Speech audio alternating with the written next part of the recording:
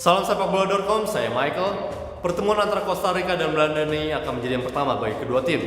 Sebelumnya, Belanda yang lolos sebagai pemuncak grup harus dengan susah payah mengalahkan tim Amerika Tengah lainnya, yaitu Meksiko, pada babak 16 besar hari Minggu yang lalu. Dua tim beda benua ini telah memainkan taktik serangan balik selama turnamen dengan formasi 5-3-2 atau 5-4-1. Baik Costa Rica maupun The Orange Belanda menempatkan 3 pemain di tengah pertahanan dan 2 bek sayap yang menyisir sisi kanan kiri lapangan. Di atas kertas, Belanda yang dimanajeri oleh Louis van Gaal lebih diunggulkan untuk melaju ke perempat final karena beberapa faktor. Formasi meniru lawan 5-3-2 versus 5-3-2 dengan Meksiko sudah terbukti ampuh mengalahkan tim tersebut.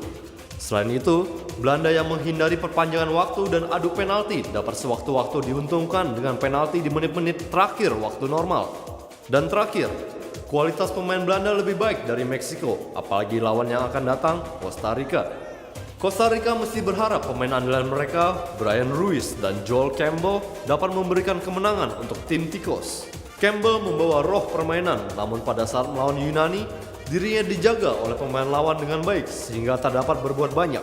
Belanda mesti mewaspadai dua anak muda itu, menetralisir pergerakannya dengan tidak membiarkan mereka menyentuh bola.